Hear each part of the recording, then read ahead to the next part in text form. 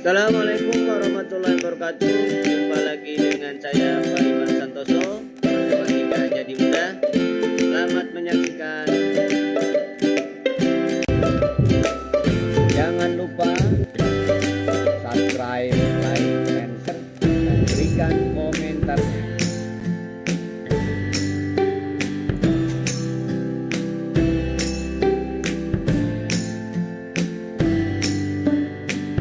Oke, gimana kabarnya anakku sekalian?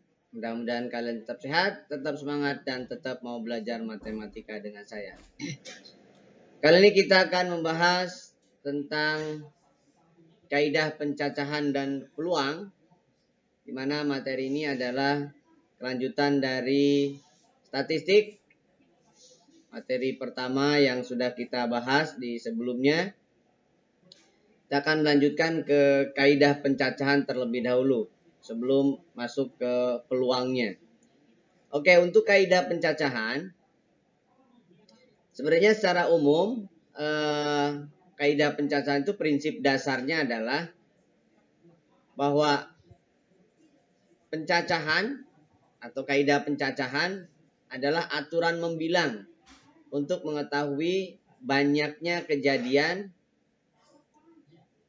atau objek-objek tertentu yang muncul.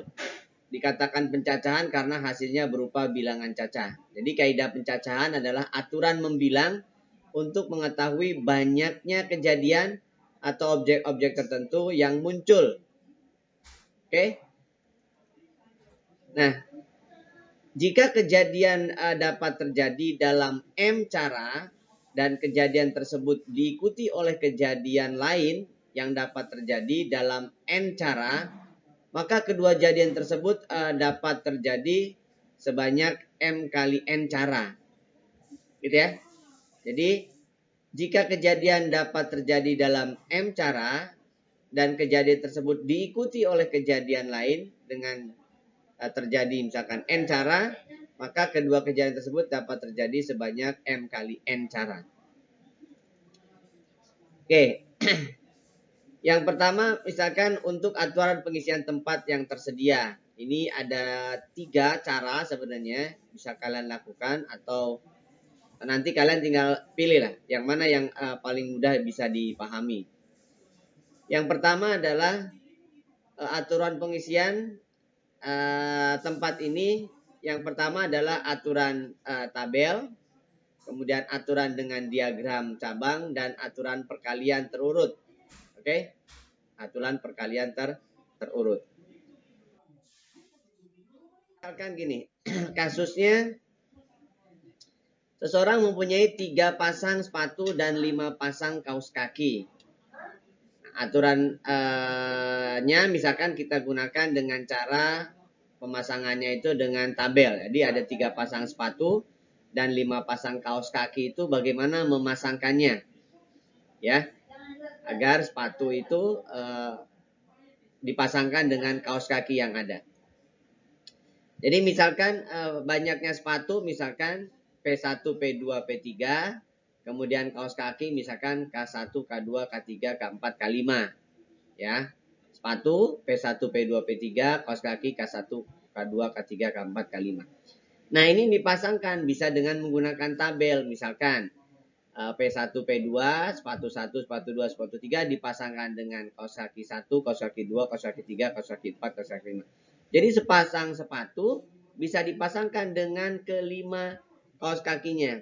Jadi kalau misalkan saya gambarkan begini. Ini misalkan sepatu 1. Ya. Jadi dipasangkan dengan ada 5 kaos kaki. Kaos kaki 1, 2, 3, 4, 5 ya. Nah, ini kalau dengan tabel berarti artinya sepatu 1 dengan kaos kaki 1, sepatu 1 dengan kaos kaki 2, sepatu 1 dengan kaos kaki 3, sepatu 1 dengan kaos kaki 4, sepatu 1 dengan kaos kaki 5. Gitu ya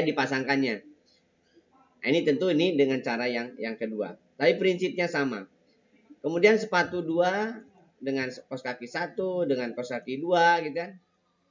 Dengan kos kaki 3, dengan kos kaki 4, dengan kos kaki 5. Sepatu 3 dengan kos kaki 1, 2, 3, 4, dan 5. Jadi total semua ada berapa? Total semua ada 15. Gitu ya. Bisa dimengerti? Nah, ya. Oke, jadi yang kedua, saya contohkan yang lain, walaupun yang tadi sebenarnya bisa juga dengan menggunakan skema. Tapi di sini kasusnya lain.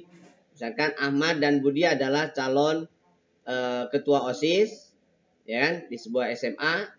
Mahfud, Cici, dan Gani adalah calon wakil ketuanya, serta Yuli dan Susi adalah calon sekretarisnya. Nah, dengan menggunakan diagram cabang, tentukanlah banyak kemungkinan pasangan pengurus inti OSIS di SMA tersebut. Oke. Kita mulai. Misalkan, perhatikan nih, Ahmad, Budi ya. Ini Ahmad dan Budi ya. Jadi Ahmad itu, ini Ahmad, ini Budi. Ahmad kalau terpilih tentu wakilnya memungkinkan Mahfud, Cici, dan Gani kan.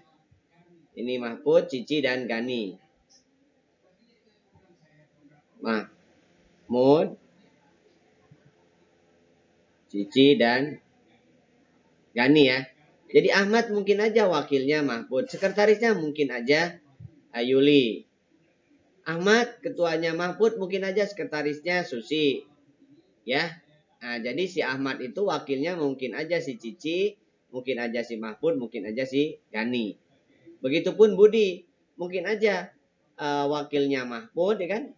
Kemudian Cici atau juga Gani. Begitupun sekretarisnya. Nah, dari sini maka kita bisa menghitungnya nih. 1, 2, 3 kan. 4, 5, 6. Itu si Ahmad ada kemungkinan 6. Begitupun si Budi ada kemungkinan 6. Jadi total semua adalah 12 ya. Jadi total semua ada 12. Ya. Nah, tentu dengan cara yang lain kalian bisa menggunakan dengan cara penggandaan. Kita bisa lihat di contoh yang ketiga, contoh yang pertama, kedua juga sebenarnya bisa dengan menggunakan cara ini. Oke, misalkan di sini kota A dan kota B dihubungkan oleh 4 jalan yang berbeda, gitu ya. Kemudian kota B ke kota C dihubungkan 3 jalan yang berbeda. Jika Pak Ali memulai perjalanan dari kota A, maka berapa carakah Pak Ali memilih jalan menuju kota C? Nah, di sini misalkan bagannya seperti ini. A ke B ada 4 jalan, B ke C ada 3 jalan. Maka kalau misalkan A dengan skema A1, B1, A1, B1, A2, B1, A3, B1, A4, B1 misalkan. Itu baru ke C.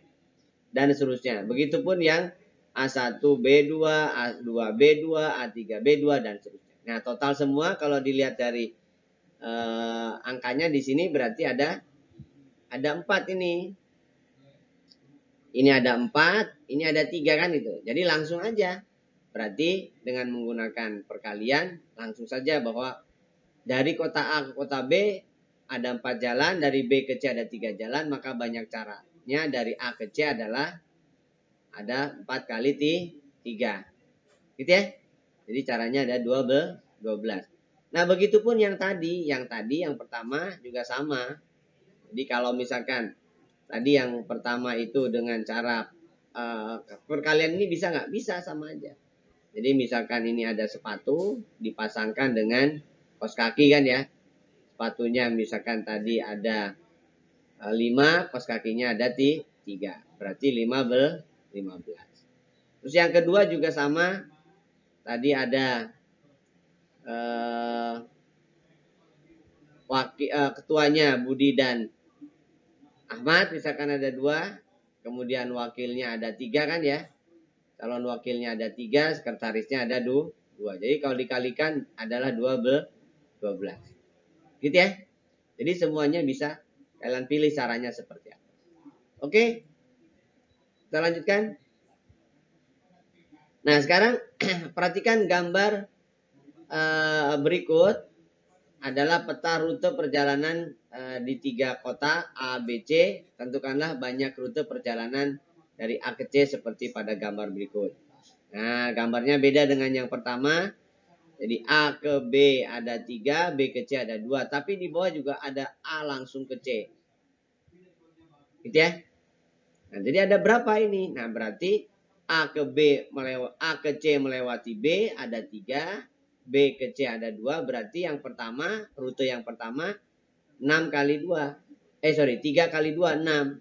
Untuk yang ketiga 3. Berarti jumlahnya ada 9. Gitu ya. 3 kali 2, lalu ditambah rute yang langsung lewat tol misalkan ada 3. Jadi total ada 9 rute. Gitu ya. Bisa dimengerti? Oke. Kita lanjutkan.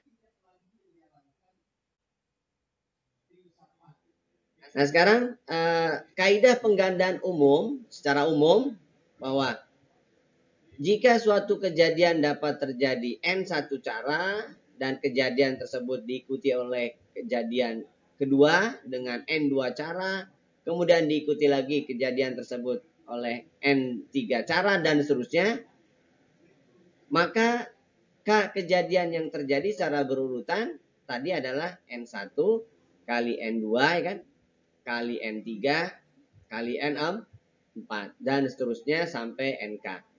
Gitu ya. Jadi N1 kali N2 kali N3 dan seterusnya sampai kali NK. Bisa dimengerti ya?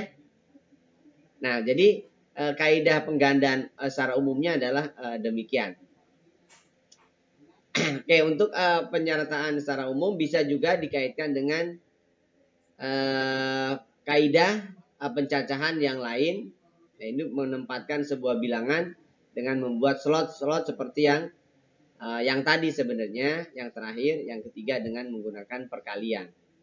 Nah, di sini misalkan diketahui angka 1, 2, 3, 4, 5, 6. Dari angka tersebut dapat disusun bilangan puluhan, ratusan, ribuan, dan seterusnya. Tentukanlah banyaknya kemungkinan. Yang pertama, bilangan yang dapat disusun terdiri dari 3 angka berbeda. Nah, berarti kita bikin slotnya. Ada 3 ya. 3 angka yang berbeda. Lalu bilangan yang dapat disusun dari 4 angka. Nah, 4 angka nggak ada kejelasan. Berarti bisa beda, bisa sama. Sedangkan yang C bilangan genap yang dapat disusun terdiri dari 3 angka berbeda. Nah, kalau genap berarti pastikan sebuah bilangan dianggap genap itu seperti apa. Oke, kita bahas satu-satu. Yang pertama tentunya karena kita bikin slotnya 3, karena di sini ada 3 angka berbeda, maka kita bikin slotnya 3. Yang pertama ada 6 kemungkinan. Jadi bisa 1, bisa 2, bisa 3, bisa 4 dan seterusnya. Jadi di yang pertama itu ada 6 kemungkinan. Jadi ini bisa saja angka 1 di depan itu kan. Bisa juga angka 2, bisa juga angka 3, bisa juga angka 4, bisa juga angka 5, bisa juga angka 6. Jadi ada 6 kemungkinan. Nah, setelah terpasang 1 tentu ya kan? Tentu yang tersedia tidak lagi 6, berkurang 1. Jadi tinggal 5. Sudah dipasang lagi 1, berarti tinggal 4. Gitu ya. Ini tinggal 5 berarti kan. Jadi kalau seandainya sudah terpasang 1, maka yang belum terpasang di yang kedua berarti tinggal 5. Kalau 1 dan 2 sudah terpasang berarti yang berikutnya ada 4. Contoh misalkan ini. 1 itu dipasangkannya misalkan dengan 2. Berarti setelah 1 maka ada 2.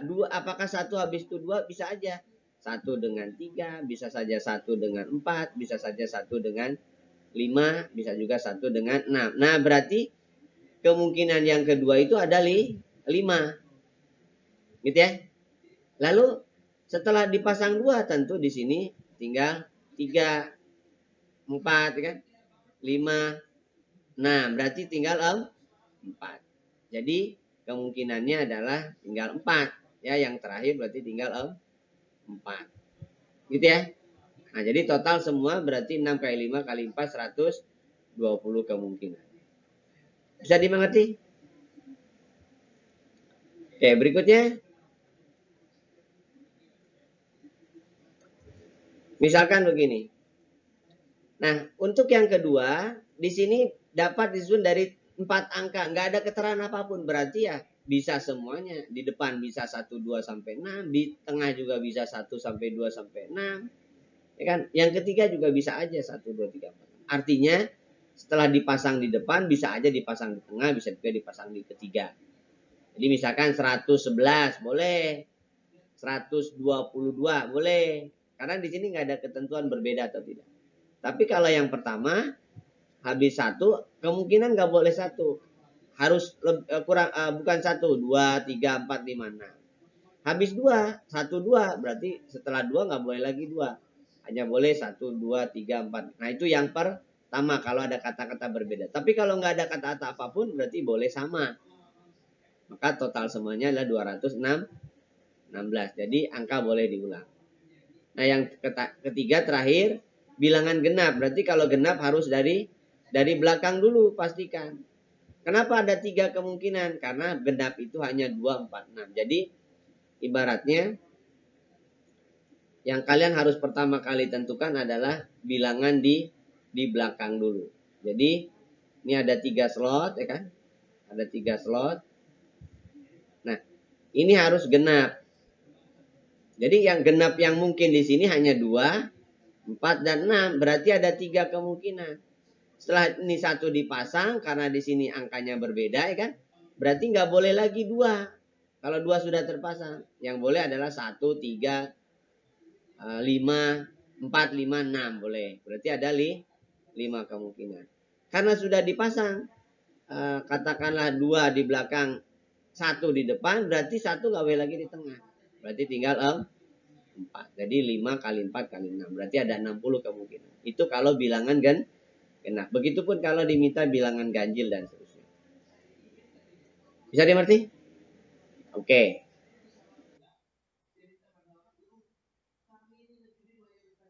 Oke, contoh berikutnya adalah tentukan banyaknya bilangan ribuan yang dapat disusun dari angka 1, 2, 3, 4, dan 5 jika bilangan itu nilainya lebih dari 2000 dengan angka berbeda, kurang dari 3000 dengan angka yang berbeda. Nah, di sini tentunya kurang lebih dari 2000 itu berarti saya ambil contoh lah, misalkan 2, 1, misalkan 3, 4 ya. Artinya 2134. Berbeda nih. Jadi kalau misalkan ini kita susun dari angka 2 di depan, berarti setelah 2 kan boleh 1, boleh 3, nggak boleh 2 karena diminta berbeda. Boleh 4, habis itu boleh 5 kan. Nah, saya ambil yang 1. Habis 1, nggak boleh 2, nggak boleh 1, hanya boleh 3, hanya boleh 4, hanya boleh 5. Setelah 3, nggak boleh 1, nggak boleh 2, berarti hanya boleh 4 dan 5 gitu ya. Jadi angka di depan 2 itu bisa aja 2135 gitu kan ya. Dari 2. Nah, jadi total semuanya berapa kalau gitu? Jadi kalau kalian bikin slot, jadi slot yang di depan itu boleh angka 2, 3, 4, 5 ya. Jadi ada 4 kemungkinan. Nah, setelah dipasang 1 dari 5 angka itu tinggal 4 lagi. Setelah dipasang 2 tinggal 3, setelah dipasang 3 tinggal 2. Jadi total semua ada berapa tuh? Total semua adalah 16 kali 6 ya, berarti ada 96 bilangan yang lebih dari 2000 dengan angka yang berbeda. Gitu ya. Lalu kalau yang kedua bagaimana?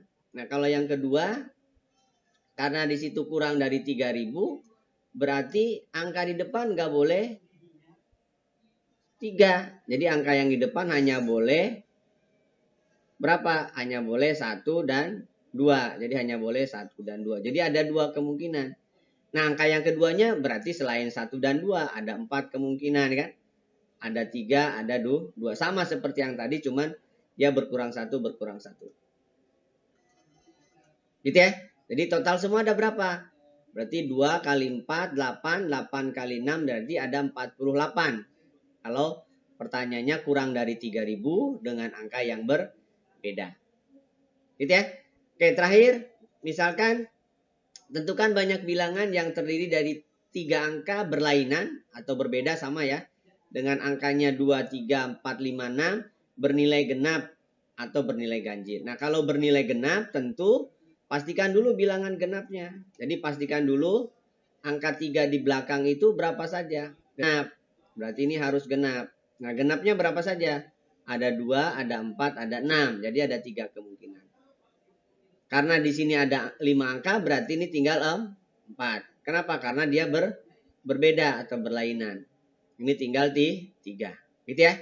Ada 3, 6. Oke, yang kedua berarti kalau yang ganjil sama, belakang ganjil itu ada berapa saja? Ganjil ada 2 gitu ya. Jadi ganjil itu ada 2 ini. Yang ganjil hanya ada 2 kemungkinan, yaitu 3 dan 5. Ada 2 kemungkinan. Setelah itu berarti ke depan ada 4, ada 3. Gitu ya, total semua ada 24. Oke. Saya kira itu untuk kaidah pencacahan bagian pertama.